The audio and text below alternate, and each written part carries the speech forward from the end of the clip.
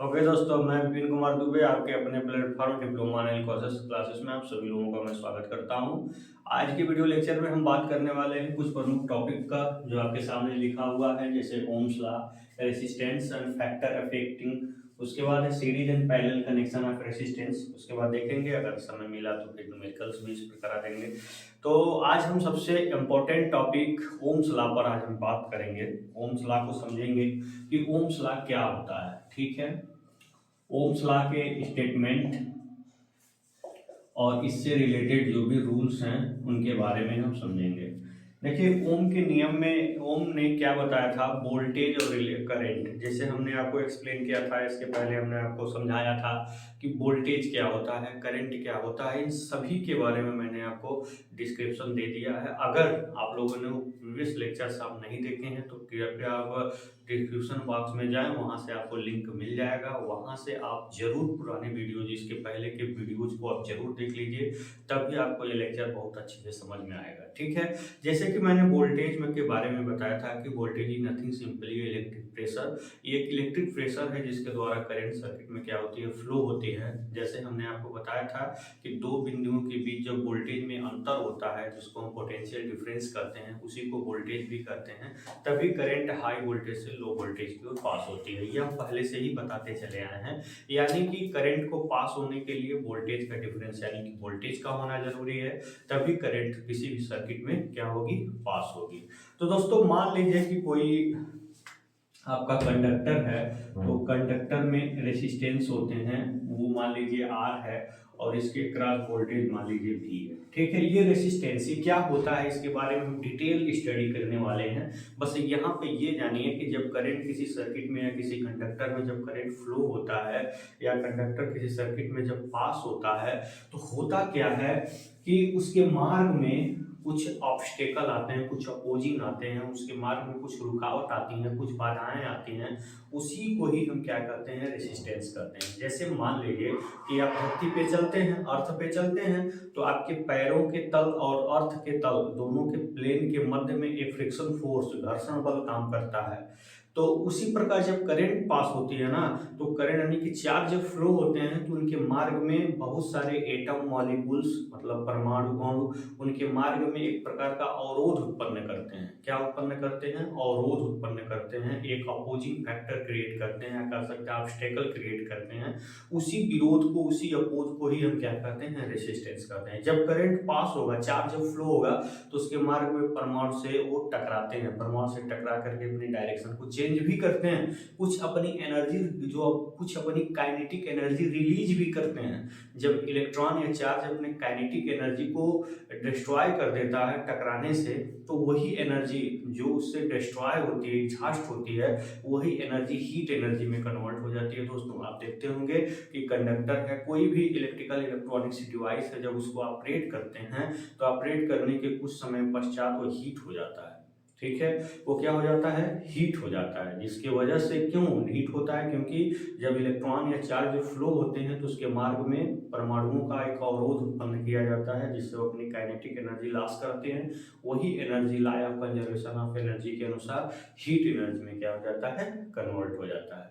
तो जो कंडक्टर के मार्ग में रेसिस्टेंस होता है वो पूरे लंबाई में होता है। जितना लंबा कंडक्टर है पूरे लंबाई में वो प्रतिरोध व बाधाएं होती हैं। लेकिन कैलकुलेशन के लिए उन सभी रेसिस्टेंसों को एक जगह पे इकट्ठा करके ही कैलकुलेट किया जाता है। जैसे मान लीजिए आप अर्थ पे चलते हैं, जितना आप चलेंगे, जितना दूर चलेंगे, फ्रिक्शन फोर्स तो रहेगा ही रहेगा। उसी तरह से करंट कितना हो दूर पास होगी, उसके एटम का ऑब्स्टेकल तो हर जगह पे रहेगा। तो जितनी लंबाई रहेगी ना, उतना आपका रेसिस्टेंस ज्यादा होगा किसी भी कंडक्टर का। ठीक है, तो मान लीजिए ये आपका कंडक्टर है, ये आपका कंडक्टर बॉडी है ये, और इसके सभी रेसिस्टेंस को जो है, ये क्या है, कंडक्टर है, और इसके सभी रेसिस्टेंस को हम एक जगह पे क्या कर दिए हैं, दिखा दिए हैं। और ये आपका क्या है, एक प्रकार का पोटेंशियल डिफरेंस यहाँ पे हमने रख दिया, प्लस और माइनस, इनके क्रॉस का वोल्टेज है, जिसकी वजह से इसमें क्या होगी, करंट पास होगी। तो जब यहाँ पोटेंशियल डिफरेंस है तो करंट हाई पोटेंशियल से लो पोटेंशियल की ओर क्या होगी, पास होगी। सिंपल सी बात है। तो हमारे ओम साहब ने क्या कहा था, ओम साहब ने एक स्टेटमेंट दिया था कि अगर किसी भी चालक तार के आसपास जो भौतिक परिस्थितियां हैं, फिजिकल कंडीशन जैसे टेम्परेचर, प्रेशर, अगर वो फिक्स हो जाए तो जो इसमें करंट पास होती है ना, वो डायरेक्ट वोल्टेज के डायरेक्टली प्रोपोर्शनल होती है। जो भी करंट पास होती है वो वोल्टेज के डायरेक्टली प्रोपोर्शनल होती है। ठीक है, स्टेटमेंट में current is directly proportional to V बोलेंगे। ठीक है, voltage is directly proportional to I नहीं बोलेंगे, क्योंकि इसमें वेरी क्या कर सकती है, वोल्टेज तो आपने बैटरी लगा दिया, फिक्स हो गया। ये वेरी कर सकती है तो केवल करंट, ये रेजिस्टेंस के अनुसार ये वेरी कर सकती है। ठीक है, वोल्टेज तो आपने लाया, फिक्स कर दिया, तो ये वेरी किस प्रकार करेगी, डायरेक्टली प्रोपोर्शनल टू V। ये जो करंट होगी वो डायरेक्टली प्रोपोर्शनल टू V होगी, यानी कि जो करंट I होगी वो वोल्टेज V के समानुपाती होगी। कब, अगर इस चालक तार की भौतिक परिस्थितियां जैसे ताप दाब कांस्टेंट रहे तब। आप ऐसे कह सकते हैं, समान ताप दाब पर किसी चालक तार में बहने वाली धारा वोल्टेज के समानुपाती होती है। समानुपाती होने का मतलब वोल्टेज को जैसे जैसे आप बढ़ाएंगे वैसे वैसे करंट क्या होगी, बढ़ती जाएगी। वोल्टेज को जैसे जैसे घटाएंगे करंट वैसे वैसे घटती जाएगी। ठीक है, तो वोल्टेज और करंट में जब इस प्रकार का रिलेशन हो कि दोनों समान अनुपात में बढ़ें और समान अनुपात में घटें, तो उसको बोलते हैं डायरेक्टली प्रोपोर्शनल, समानुपाती। ठीक है, लेकिन अगर मान लीजिए यही कंडक्टर डिफरेंट टेम्परेचर कंडीशन में रखा जाए और वहां पे हम सोचें कि ये current directly proportional to V हो जाए, तो it is very very impossible. एक एग्जांपल मैं आपको बताकर समझाना चाहता हूँ। अगर मान लीजिए हीटर है, हीटर में क्या है, कंडक्टर्स हैं, और अगर हम उसका टेम्परेचर लगातार वेरी करता है, बढ़ता घटता रहता है, अगर उस कंडक्टर के क्रॉस वोल्टेज और करंट में हम इस प्रकार का रिलेशन चाहें तो it is very very impossible. अगर हम फिलामेंट लैंप ले लें, उसके अंदर जो फिलामेंट है उसके क्रॉस वोल्टेज, उसमें फ्लो होने वाली करंट में रिलेशन देखें तो वो भी क्या है, इम्पॉसिबल है, क्योंकि वहां भी टेम्परेचर वेरी कर रहा है, हीटर का भी टेम्परेचर वेरी कर रहा है। जहां भी टेम्परेचर वेरी करेगा वहां ओम्स लगा लिए क्या है, एप्लीकेबल नहीं है दोस्तों। ठीक है, अगर मान लीजिए इस रूम टेम्परेचर पे, जितना इस रूम का टेम्परेचर है, जितना इस रूम का प्रेशर है, इस अगर हम तो ये रूम में जो टेम्परेचर है, जो प्रेशर है, वो तो फिक्स ही रहेगा, वो तो चेंज होना नहीं है। इसमें अगर हम कोई कंडक्टर रख करके और उसमें करंट फ्लो करवाएं तो वो वोल्टेज के डायरेक्टली प्रोपोर्शनल होगा। ठीक है, तो यही ओम का नियम है कि भाई अगर यहाँ पे वोल्टेज बढ़ाएंगे तो करंट, सारी सी बात है, बढ़ेगी। अब 20 वोल्ट की बैटरी लाइए और 50 वोल्ट की बैटरी लाइए, फिर 80 वोल्ट की बैटरी लगाइए, 100 वोल्ट की बैटरी लाइए, जैसे जैसे वोल्टेज बढ़ाते जाएंगे करंट बढ़ता जाएगा। सिंपल सा रूल है। अगर इसका टेम्परेचर प्रेशर कांस्टेंट हो, मतलब जहाँ रूम टेम्परेचर रूम प्रेशर पर रखना है वही फिक्स होगा। सिंपल है, ओम का नियम आप खुद पढ़ सकते हैं, रट सकते हैं। अगर स्टेटमेंट की अगर हम बात करें, इसके अगर इसके स्टेटमेंट की हम बात करें तो स्टेटमेंट में क्या होगा, यदि यदि यहां पे ऐसे लिख सकते हैं, सेम फिजिकल कंडीशन पे, सेम मतलब समान, देखिएगा ध्यान से, समान भौतिक परिस्थितियों पर, समान भौतिक परिस्थितियों पर, समान भौतिक परिस्थितियों पर, जैसे जैसे दाब ताप। ठीक है, इसको अंग्रेजी में लिखेंगे सेम फिजिकल कंडीशन। क्या लिखेंगे, सेम फिजिकल कंडीशन। ठीक है, समान भौतिक परिस्थितियों पे, जैसे ताप ताप, यही भौतिक परिस्थितियां होती हैं, किसी किसी चालक में बहने वाली धारा, किसी चालक में बहने वाली धारा उसके क्रॉस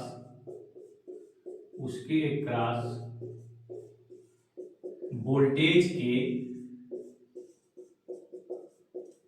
समानुपाती होता है। समानुपाती, समानुपाती का मतलब होता है डायरेक्टली प्रोपोर्शनल। समानुपाती का मतलब डायरेक्टली प्रोपोर्शनल। ठीक है, उसके क्रॉस वोल्टेज के समानुपाती होता है। ठीक है, उसके क्रॉस वोल्टेज का हम भी लिख सकते हैं। ठीक है। तो अकॉर्डिंग टू दिस स्टेटमेंट जो आपका आई है वो डायरेक्टली प्रोपोर्शनल टू क्या है, वी है। आप इसको ऐसे लिख देते हैं, at the same physical condition flowing current in any conductor is directly proportional to voltage. क्या होता है, सेम फिजिकल कंडीशन में जो फ्लोइंग करंट होती है वो डायरेक्टली प्रोपोर्शनल होती है किसके, वोल्टेज के। इसमें भी आप लिख सकते हैं इसी चीज को। आप बाद में इसको कन्वर्ट भी कर सकते हैं, वी प्रोपोर्शनल टू आई। फिर इस प्रोपोर्शनलिटी का सिंबल हटाएंगे तो यही रेसिस्टेंस जो हमने बताया था, इस कंडक्टर के मार्ग में जो रुकावट है, जो बाधा है, उसको रेसिस्टेंस से रिप्रेजेंट करते हैं। जब प्रोपोर्शनलिटी का सिंबल हटाते हैं तो एक कांस्टेंट आ जाता है। क्यों कांस्टेंट आता है, ताकि दोनों साइड क्या हो जाए, कांस्टेंट हो जाए, दोनों साइड क्या हो जाए, फिक्स हो जाए, इसीलिए यहाँ कांस्टेंट आता है दोस्तों। ठीक है, ध्यान देना इस बात का। अब यहाँ पे आपका आर क्या है, आपका आर क्या है, यहाँ पे लिखेंगे आर क्या है, एक नियतांक है। क्या है ये, एक नियतांक है। नियतांक का मतलब क्या होता है, एक कांस्टेंट है जिसका मात्रक क्या होता है, जिसका मात्रक ओम होता है। क्या होता है, जिसका मात्रक ओम होता है। ठीक है, आर क्या है, एक नियतांक है जिसका मात्रक क्या होता है, ओम होता है। ध्यान दीजिएगा। तो ये प्रोपोर्शनलिटी सिंबल इसीलिए आता है कि मान लीजिए अगर ये वैल्यू बढ़ रही है तो रेसिस्टेंस उसको कम करके इसके बराबर कर दे, अगर ये बढ़ रही है तो ये वैल्यू उसको कम करके इसके बराबर कर दे। ठीक है, तो यही बात है, ध्यान दीजिएगा कि ये क्या है, एक रेसिस्टेंस है जो इनके बीच में आ जाता है, कांस्टेंट की तरह काम करता है। ठीक है, तो अगर यहाँ से हम देखें V equal to I R से अगर हम देखें तो यहाँ से आपका R equal to V upon I हो गया। ठीक है, तो हम दूसरे शब्दों में इसको ऑन द अदर हैंड इसको दूसरे शब्दों में भी एक्सप्लेन कर सकते हैं। ठीक है, कैसे, इसे लिख सकते हैं दूसरे शब्दों में।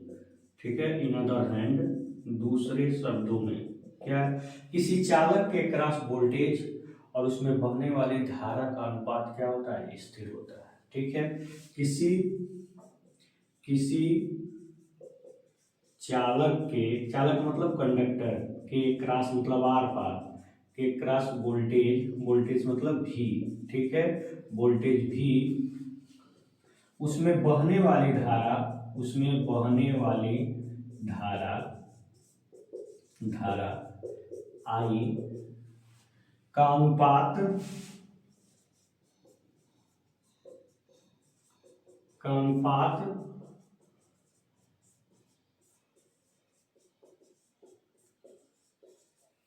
ठीक है, किसी चालक के क्रॉस वोल्टेज भी और उसमें बहने वाली धारा का अनुपात क्या होता है, स्थिर होता है। ये भी आपका ओम के नियम का ही क्या है, स्टेटमेंट है। ये भी आपके ओम के नियम का ही क्या है, स्टेट। चाहे आप इसको लिखने के बाद, एक्सप्लेन करने के बाद, अब इसको हम क्या करेंगे, जरूर नीचे लिख देंगे।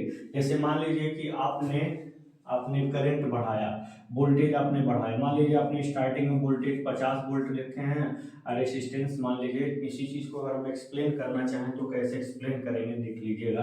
अब जैसे मान लीजिए यहाँ पे, मान लीजिए पहले आपने वोल्टेज 50 वोल्ट रखा था, तो करंट इसमें 10 एम्पियर मान लीजिए फ्लो हो रही थी। ठीक है, और फिर मान लीजिए आपने वोल्टेज को आपने 100 वोल्ट किया, तो करंट आपकी कितनी हो जाएगी, 20 एम्पियर हो जाएगी। ठीक है, मान लीजिए फिर वोल्टेज को आपने 150 वोल्ट कर दिया। ठीक है, 150 वोल्ट कर दिया, ऐसे ही रेंज में आपने बढ़ा रहा है, तो आपकी जो करंट होगी ना, इसी के रेंज में ही बढ़ेगी। ठीक है, ताकि ये जो हो सके, इनमें जो रेशियो आए और रेशियो क्या हो, फिक्स हो। तो अगर मान लीजिए आपने इसको 200 वोल्ट कर दिया, किसी के अनुसार करंट भी क्या हो जाएगी, इंक्रीज हो जाएगी। ऐसे जैसे जैसे हम वोल्टेज बढ़ाते जाएंगे वैसे वैसे आपका करंट भी उसी के अनुसार इंक्रीज होता रहेगा। और जब इसका हम रेशियो निकालना शुरू करेंगे ना, जैसे मान लीजिए आप R1 निकाल रहे हैं यहाँ से, तो आपका V/10/50, तो यहाँ 5 एम्पियर, देखिए 5 ओम आप करेंगे। एक इसमें आ रहा है, सब ओम में आ रहा है। ठीक है ना दोस्तों, ये सब ओम में आ रहा है।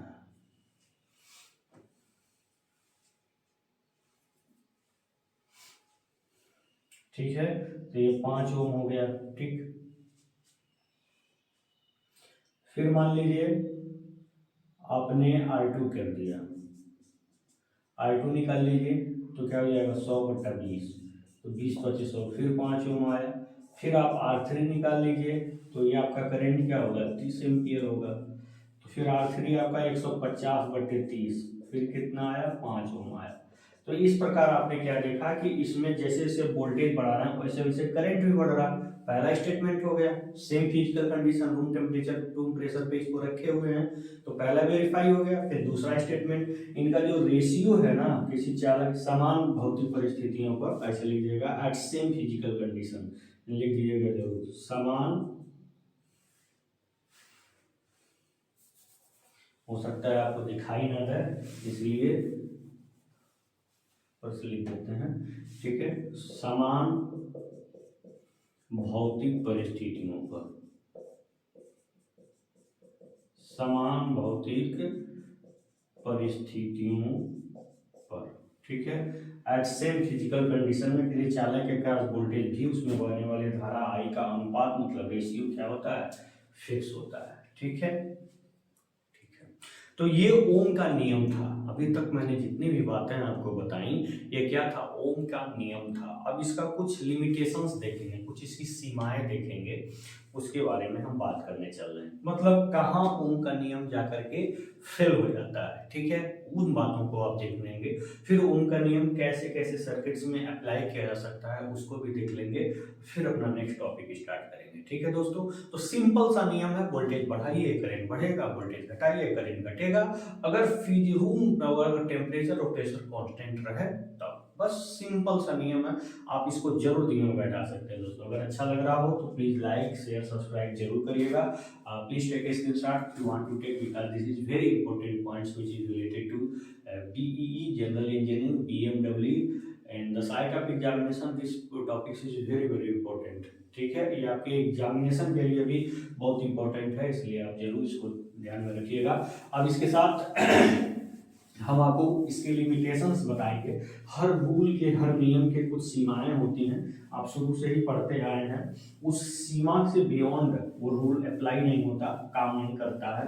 तो बहुत सारे, कोई जरूरी नहीं है कि जो भी नियम बना है वो सबके लिए एप्लीकेबल ही हो। तो सब कुछ, बहुत सारे नियम हैं भारतीय संविधान में भी, आप जानते हैं, लेकिन क्या वो सबको अप्लाई करता है, नहीं करता।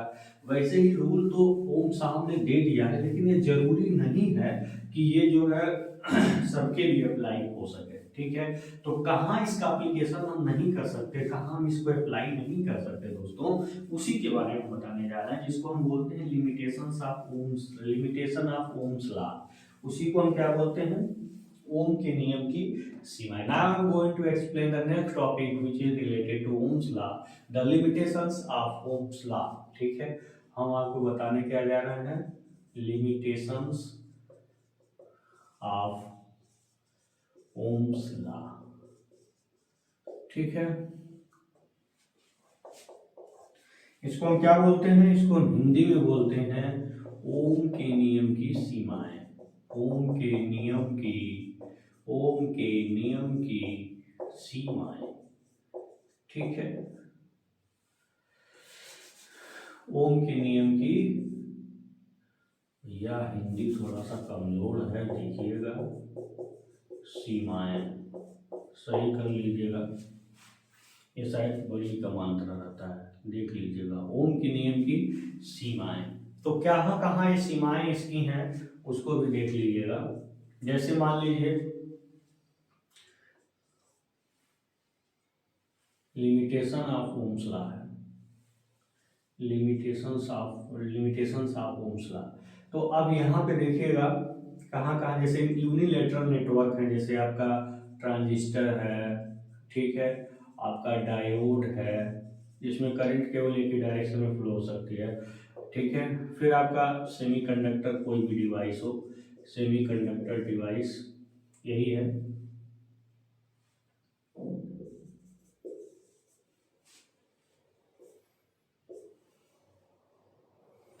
ठीक है। कोई भी सेमीकंडक्टर हो, ट्रांजिस्टर हो, डायोड हो, कोई भी सेमीकंडक्टर हो, उसके लिए एप्लीकेबल नहीं है। फिर मान लीजिए डिस्चार्ज लैम्प के लिए भी नहीं है, डिस्चार्ज लैम्प के लिए भी नहीं है। फिर आपका फिलामेंट लैम्प के लिए भी नहीं है, फिलामेंट लैम्प के लिए भी नहीं है, ठीक है। तो इंसुलेटर के लिए भी नहीं है, ठीक है, इन सबों को हम क्या बोलते हैं, नॉन ओहमिक कंडक्टर। ठीक है, इनको हम क्या बोलते हैं, नॉन ओहमिक कंडक्टर। ये जो ऐसे कंडक्टर्स हैं जो ओम के नियम को क्या करते हैं, फॉलो नहीं करते हैं दोस्तों। ठीक है, क्या क्या, जैसे ट्रांजिस्टर है, डायोड है, जैसे सेमीकंडक्टर, कोई भी लगभग डिवाइस है, कोई ओम्स लॉ को फॉलो नहीं करती हैं। डिस्चार्ज लैंप है, जैसे आपका ट्यूब लाइट हो गया, एफएल हो गया, फिर फिलामेंट लैंप है, इंसुलेटर्स हैं, ये सभी ओम्स के नियम को फॉलो नहीं करते हैं। ठीक है, ये सभी ओम के नियम का, ओम के नियम का अनुसरण, अनुसरण मतलब फॉलो, अनुसरण का मतलब क्या होता है, अनुसरण मतलब फॉलो नहीं करते हैं। इसलिए इन्हें क्या कहते हैं, इसलिए इन्हें नॉन ओहमिक कंडक्टर कहते हैं। क्या कहते हैं, नॉन ओहमिक कंडक्टर। इसलिए इन्हें नॉन ओहमिक कंडक्टर,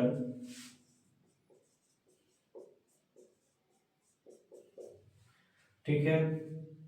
तो discharge lamp, filament lamp, insulator, ये सभी ओम के नियम को फॉलो नहीं करते, इसलिए इसको नॉन ओहमिक कंडक्टर भी कहते हैं। तो ये सारे यहीं पे आकर के ओम्स का नियम क्या हो जाता है, फेल हो जाता है। इसीलिए हम बोलते हैं क्या कि इसीलिए हम इनको क्या बोलते हैं कि ये ओम के नियम की क्या है, सीमाएं हैं। ठीक है, फिर इसका एप्लीकेशन कहाँ कहाँ हम इसका यूज कर सकते हैं, एप्लीकेशन को हम बोलते हैं क्या, अनुप्रयोग। क्या बोलते हैं, अनुप्रयोग। ठीक है, तो कहाँ कहाँ इसका एप्लीकेशन होता है, ये for it is applicable for AC and DC circuit, ये AC and DC circuit both.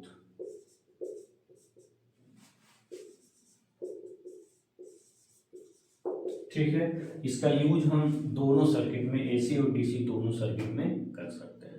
तो जितने भी इंपॉर्टेंट टर्म्स थे ओम्स के नियम के, मैंने सब कुछ एक्सप्लेन किया, इसका स्टेटमेंट बताया, डेरिवेशन बताया, फिर उसको दूसरे तरीके से एक्सप्लेन किया, फिर इसकी लिमिटेशंस बताए, फिगर बनाए, फार्मूले को लिखा, आपने ओम का रेसिस्टेंस जो आपके सामने आया उसका मैंने यूनिट भी बताया, यानी कि सारी बातें जो ओम से रिलेटेड थी मैंने आपके सामने एक्सप्लेन कर दिया। ठीक है, इस पर न्यूमेरिकल क्वेश्चंस भी बनेंगे, उसको भी हम जरूर बताएंगे दोस्तों। तो please take screenshot if you want to take, आप स्क्रीनशॉट लेना चाहते हैं तो आसानी से ले सकते हैं। जो भी बातें मैं यहाँ पढ़ा रहा हूँ आप इसको अपने मन से अगर लिखेंगे ना तो वो आपके लिए बहुत ज़्यादा बेनिफिशियल होगा, वो आपके लिए एकदम समझ लीजिए रटा रटाया हो जाएगा। चीज़ों को समझिए, समझने के बाद अपने मन से लिख दीजिए, बस क्या दिक्कत है इसमें। और now I am going to explain the next topic, resistance and factor affecting resistance. ठीक है, रेसिस्टेंस क्या होता है और कौन कौन से ऐसे फैक्टर्स हैं जो रेसिस्टेंस को प्रभावित करते हैं। प्रभावित करने का मतलब उस फैक्टर के अनुसार रेसिस्टेंस वेरी करना, रेसिस्टेंस की वैल्यू में चेंजिंग आती है। ठीक है, तो उन्हीं सारे कारकों पे अब हम जो है विचार करने जा रहे हैं, उन्हीं सारे कारकों पे हम बात करेंगे। ठीक है, सबसे पहले हम आपको समझाएंगे क्या रेसिस्टेंस, रेसिस्टेंस क्या होता है। रेसिस्टेंस, इसको हम क्या बोलते हैं, प्रतिरोध बोलते हैं। क्या बोलते हैं इसको, प्रतिरोध बोलते हैं। ठीक है, तो रेसिस्टेंस क्या होता है, देखिए समान तापदान में क्या होता है, मैंने बता दिया है कि किसी कंडक्टर मटेरियल का, किसी कंडक्टर मटेरियल का वह प्रॉपर्टी बाय विच, जिससे वह फ्लोइंग करंट यानी बहने वाली करंट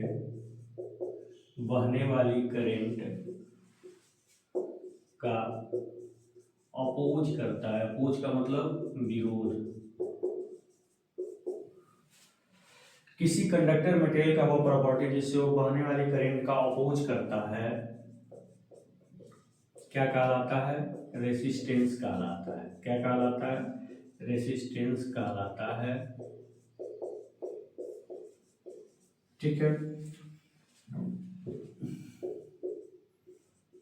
इसको आर या ओम प्रतीकात्मक अक्षर से, ठीक है, प्रतीकात्मक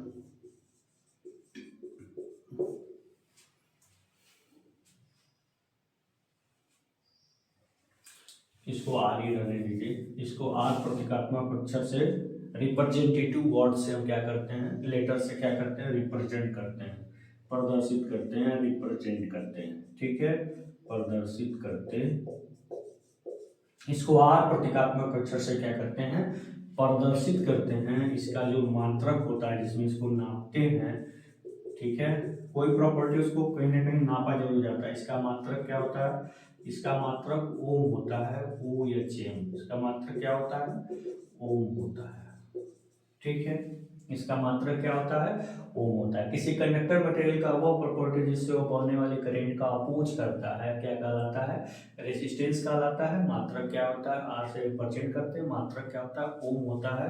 और ओम मतलब इसको कैसे रिप्रेजेंट करते हैं, इस ओम को हम कैसे रिप्रेजेंट करते हैं, ऐसे न बना करके यहाँ पे सिंबल बना देते हैं, ठीक है। इसका मात्रक क्या होता है, ओम होता है। तो इसको हमने एक्सप्लेन कर ही दिया। जब किसी कंडक्टर में करंट फ्लो होगी तो वो परमाणु से टकराएगी तो मतलब उसके फ्लो में एक तरीका का विरोध आएगा, वही विरोध क्या कहलाएगा, रेजिस्टेंस कहलाएगा, ठीक है। तो ये हो गया लिखने के लिए, समझने के लिए बहुत सारी बातें हैं जो आप समझ सकते हैं, ठीक है। अब वो फैक्टर्स क्या हैं, फैक्टर्स क्या हैं जो रेसिस्टेंस को इफेक्ट कर डालते हैं, रेसिस्टेंस पर प्रभाव डालते हैं, उन फैक्टर्स के बारे में हम बताने जा रहे हैं। उसको समझिए।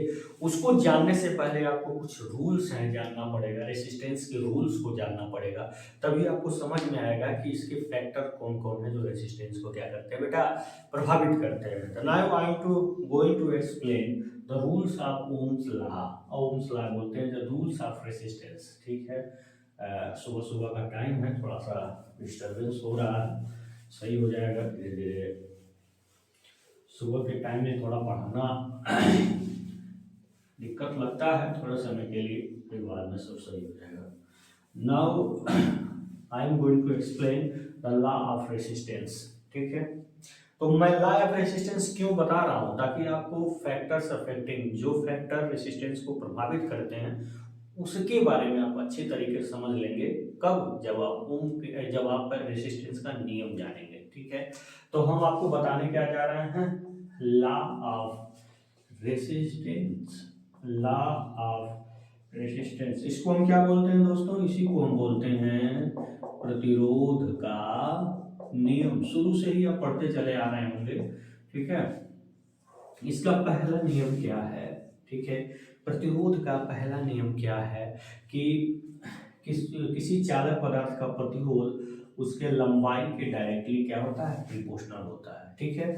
या आर क्या है, रेसिस्टेंस, एल क्या है, लेंथ ऑफ कंडक्टर, एल क्या है, length of conductor, length of conductor. आप इसको लिख सकते हैं, किसी चालक पदार्थ का प्रतिरोध आर उसके लंबाई एल के डायरेक्टली क्या होता है, प्रोपोर्शनल होता है। क्योंकि हमने बताया कितना जितना लंबा चालक होगा, चार्ज जब फ्लो होगा तो उसके पूरे लंबाई में एटम है, परमाणु है, पूरे लंबाई का परमाणु उसके मार्ग में एक तरीके का विरोध अपोज ऑब्स्टेकल क्रिएट करेगा।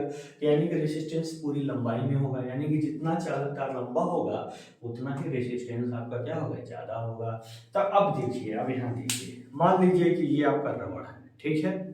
इंसुलेटर तो केबल नहीं है, मान लीजिए कि अगर ये रबड़ है, अब इसको हम खींच रहे हैं तो लंबाई तो बढ़ेगी, लेकिन जो इसका क्रॉस सेक्शनल एरिया है वो क्या होगा, कम होगा। ये जो क्रॉस सेक्शनल एरिया में प्रस्थ काट का ये क्षेत्रफल जो है, जब ये खींचेंगे तो लंबा होगा तो क्या होगा, पतला होगा। ऐसे देखते होंगे कोई बच्चा है जो बड़ा होने होता है तो शरीर दुबली होती है, तो कहते हैं सब बढ़ रहा है इसलिए शरीर की मोटाई नहीं है। इसका मतलब क्या है, कुछ ना कुछ रिलेशन है। अगर लेंथ बढ़ रहा है तो क्रॉस सेक्शनल एरिया क्या होता है, कम होता है किसी कंडक्टर का। तो अगर हम लंबाई इसकी बढ़ाएंगे तो क्रॉस सेक्शनल एरिया क्या होगा, कम होगा। यानी कि जो लंबाई है ये इसके क्रॉस सेक्शनल एरिया के क्या है, इनवर्सली प्रोपोर्शनल है। तो इसका मतलब लंबाई जब क्रॉस सेक्शनल एरिया की इनवर्सली प्रोपोर्शनल है तो आर जो होता है इसके दूसरे नियम में जो आपका आर होगा ना, वो क्या होगा तो क्रॉस सेक्शनल एरिया के इनवर्सली प्रोपोर्शनल हो जाएगा दोस्तों। क्यों? क्योंकि लंबाई जो इसके क्रॉस सेक्शनल एरिया के क्या होती है, इनवर्सली प्रोपोर्शनल होती है। लंबा अगर होगा तो एक अनुप्रस्थ काट का क्षेत्रफल क्या होगा, कम होगा। इसीलिए यहाँ पे हम लिख सकते हैं आपका एरिया ये क्या है, cross sectional area of conductor. इसको हम क्या बोलेंगे, cross sectional area of conductor. ठीक है, ये क्या है, cross sectional area of conductor. इसको लिख सकते हैं in metre unit, in metre unit में ले लीजिए और इन मीटर स्क्वायर यूनिट में ले लीजिए। ठीक है, ठीक है, तो आप इसको लिख सकते हैं, हिंदी में भी लिख सकते हैं। क्या है ये, मीटर मात्रक में चालक तार की लंबाई है, ये मीटर स्क्वायर मात्रक में ये चालक तार का क्या है, अनुप्रस्थ काट का क्षेत्रफल है। ठीक है, तो दो रूल हो गया। तीसरा नियम इसका क्या है कि ये रेसिस्टेंस जो होता है ना, वो टेम्परेचर पे भी डिपेंड करता है। आप इसको लिख सकते हैं प्रतिरोध, प्रतिरोध क्या करता है,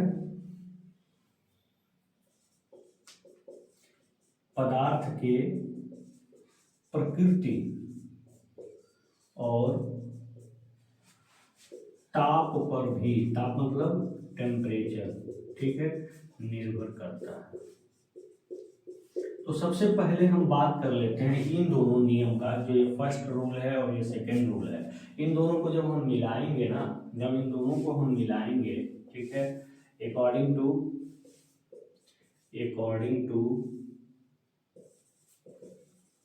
फर्स्ट एंड सेकेंड रूल,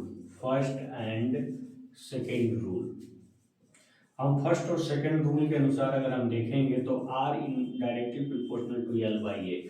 अगर इन दोनों रूल्स को हम मिलाते हैं तो होगा क्या कि R directly proportional to L by A होगा, यानी कि आपका जो R होगा ये क्या होगा, जब प्रोपोर्शनलिटी का सिंबल हटेगा ना, तो ये आपका जब प्रोपोर्शनलिटी सिंबल होगा तो कांस्टेंट जरूर आता है, क्योंकि इस साइड अगर बढ़ रही है तो उसको रिड्यूस करके बराबर कर देगा, अगर ये साइड घट रही है तो उसको इंक्रीज करके इसके बराबर कर देगा, इसलिए कांस्टेंट जरूर यूज होता है। तो यहाँ पे जो रो यूज हो रहा है ना, यहाँ पे इसको हम ऐसे इसको मिटा देते हैं। यहाँ पे जो रो यूज हो रहा है ना, रो, इसको हम क्या बोलते हैं, प्रतिरोधकता। क्या बोलते हैं इसको, प्रतिरोधकता। इसको हम बोलते हैं रेसिस्टिविटी।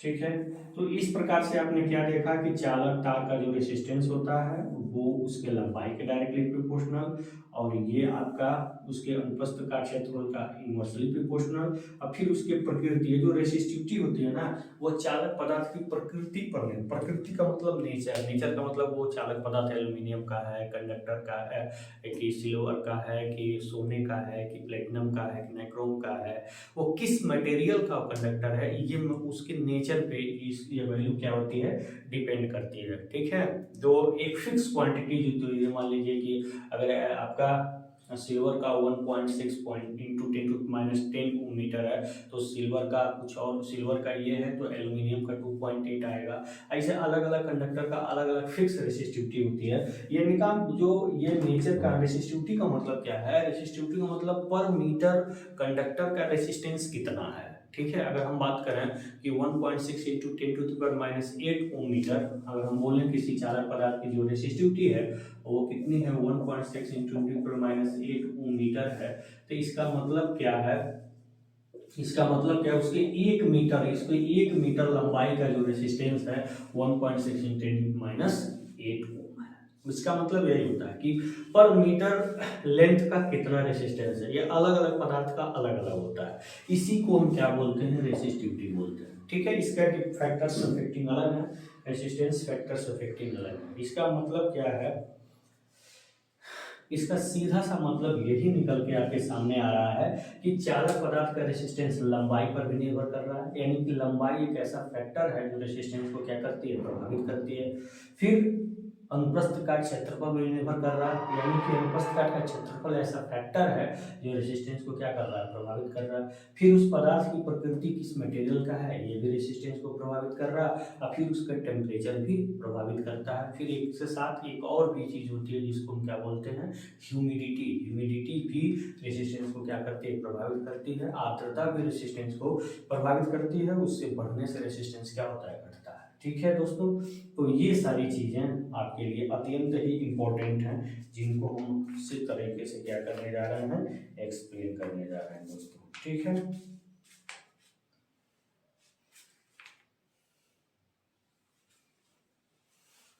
तो हम इसी फैक्टर्स को अब यहाँ पे क्रम से लिखने जा रहे हैं, ध्यान से लिखिएगा। यही जो फैक्टर मैं आपको बता रहा हूँ, इसी को ही हम क्या कर रहे हैं, क्रम से लिखने जा रहे हैं। ह्यूमिडिटी बढ़ने पर रेसिस्टेंस भी बढ़ता है कंडक्टर का, ये ध्यान दीजिए। तो ये तो थे प्रतिरोध के नियम। क्यों बताया इसको, क्योंकि ये बताएंगे तभी आपको फैक्टर्स को समझ में आएंगे जो रेसिस्टेंस को क्या करते हैं, प्रभावित करते हैं। ठीक है, तो अब हम बताने जा रहे हैं आपको क्या, फैक्टर्स अफेक्टिंग रेसिस्टेंस। ठीक है, फैक्टर्स अफेक्टिंग रेसिस्टेंस।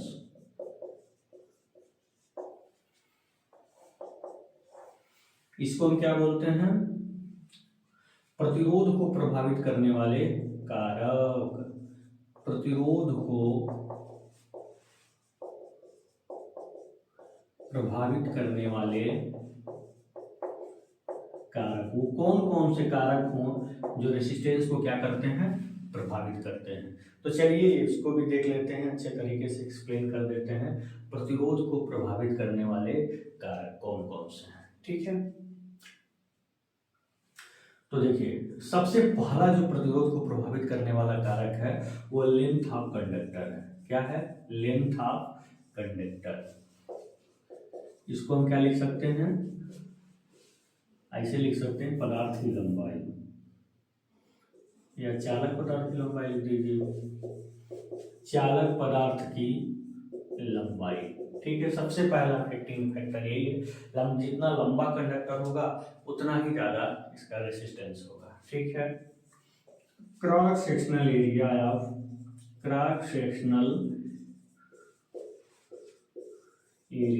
कंडक्टर। ठीक है,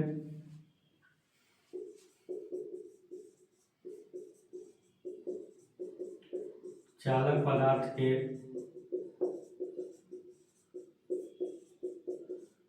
अनुप्रस्थ काट का क्षेत्रफल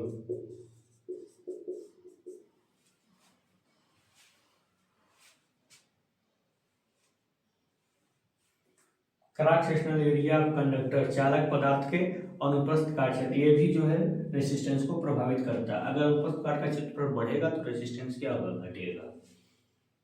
ठीक है, ये हो गया। अब फिर क्या है, नेचर ऑफ मटेरियल। ठीक है, नेचर ऑफ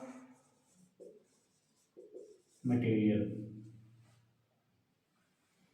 जैसे नेचर मतलब अगर पदार्थ की रेसिस्टिविटी बढ़ी है तो रेसिस्टेंस भी उसका ज़्यादा होगा, पर मीटर लेंथ का रेसिस्टेंस भी ज़्यादा है। अगर रेसिस्टिविटी कम होगी तो पर मीटर लेंथ का रेसिस्टेंस भी क्या होगा, कम होगा। यानी कि अगर मटेरियल अलग अलग हैं, एल्यूमिनियम है, कॉपर है, इसको मिला लिए तब भी रेसिस्टेंस उसका चेंज हो जाएगा। ठीक है, मतलब मिक्सचर पर भी डिपेंड करता है। ठीक है, नेचर ऑफ मटेरियल, यानी कि आप इसको क्या लिख सकते हैं, पदार्थ की प्रकृति। ठीक है, कहीं कहीं इसको देखने को नहीं मिलता है, और नहीं मिलेंगे तो कोई बहुत बड़ी बात नहीं है। ठीक है, फिर क्या है, चौथा है टेम्परेचर। अगर हम टेम्परेचर की बात करें तो अगर किसी कंडक्टर का टेम्परेचर आप बढ़ाएंगे तो उसका रेसिस्टेंस घटेगा। भैया क्यों घटेगा, टेम्परेचर जब बढ़ाएंगे तो ये चीज हमें बताइए, ये मान लीजिए आपका कंडक्टर है, क्या है, ये मान लीजिए कि आपका ये कंडक्टर है। कंडक्टर का मतलब क्या है, ध्यान से समझिएगा। ये मान लीजिए आपका क्या है, कंडक्टर है। तो इस कंडक्टर में क्या है, इसमें इलेक्ट्रॉन वाले चार्ज ऐसे फ्लो हो रहे हैं, बहुत आराम से बेचारे फ्लो हो रहे हैं, कुछ नहीं कर रहे हैं, केवल अपना काम कर रहे हैं, फ्लो होने का काम कर रहे हैं। ठीक है, आपने क्या कर दिया, नीचे से इसका टेम्परेचर बढ़ा दिया। अरे जब चुपचाप फ्लो हो रहे थे तो ये खुरापात करने की क्या जरूरत थी, लेकिन आपने खुरापात कर दिया, टेम्परेचर बढ़ा दिया। अब ये जो चार्ज हैं ये फ्लो होने के बजाय ये क्या करने लगते हैं, कंपन करने लगते हैं अपनी जगह पे। ये क्या करने लगते हैं, अब ये आपस में ऊपर नीचे क्या कर रहे हैं, कंपन करने लगे। ठीक है, तो ये बताइए जब ये चार्ज अपने आगे पीछे कूदने लगेंगे तो आगे मूवमेंट नहीं होगा। जब चार्ज आगे फ्लो नहीं होंगे तो क्या होगा, रेसिस्टेंस क्या होगा, बढ़ेगा ही बढ़ेगा। वही चार्ज फ्लो होने से ही धारा बढ़ती है, कंडक्टेंस बढ़ता है, चालकता बढ़ती है। और वही फ्लो नहीं हो रहा है, अपनी जगह पे कूद रहे हैं सब। कूदने की वजह से जब चार्ज नहीं फ्लो होगा तो आपका रेसिस्टेंस, जब चार्ज नहीं फ्लो होगा तो कंडक्टेंस यानी कि उसकी चालकता घटेगी, चालकता घटेगी तो रेसिस्टेंस क्या होगा, बढ़ेगा। दोनों एक दूसरे के इनवर्सली प्रोपोर्शनल होते हैं। तो इसी प्रकार जब किसी चालक पदार्थ का टेम्परेचर बढ़ाते हैं तो ये होता है उसका रेसिस्टेंस घटता है। तो इसको लिख सकते हैं फॉर कंडक्टर। अगर हम कंडक्टर की बात कर लेंगे ना तो जो रेसिस्टेंस होगा वो टेम्परेचर के इनवर्सली प्रोपोर्शनल होगा। अगर टेम्परेचर बढ़ेगा तो रेसिस्टेंस घटेगा, टेम्परेचर घटेगा तो रेसिस्टेंस बढ़ेगा। ठीक है, लेकिन फॉर अगर हम इंसुलेटर की बात करें या सेमीकंडक्टर की बात करें, फॉर इंसुलेटर और सेमीकंडक्टर अगर हम इसकी बात कर लें ना, फॉर इंसुलेटर और सेमीकंडक्टर अगर हम इसकी बात करें तो ये डायरेक्टली प्रोपोर्शनल होते हैं। ठीक है, कब तक, जब तक ये चालक न बन जाए तब तक। ठीक है, ये जो बिफोर कंडक्टर। ठीक है, यानी कि ये डायरेक्टली प्रोपोर्शनल होता है कब तक, जब तक कंडक्टर न बने तब तक। जैसे मान लीजिए आपका इंसुलेटर, आपका सेमीकंडक्टर की बात अगर हम कर लेते हैं, अगर हम सेमीकंडक्टर की बात कर लेते हैं, जैसे मान लीजिए कि देखिए होता क्या है, थोड़ा सा समझ लीजिए।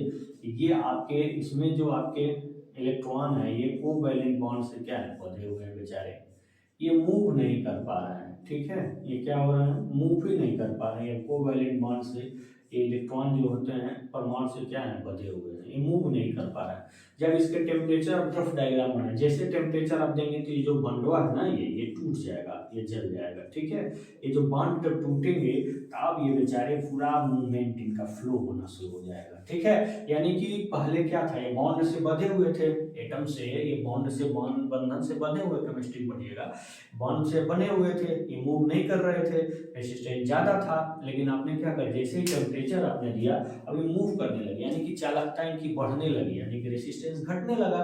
यानी कि अब ये बन गए क्या, कंडक्टर।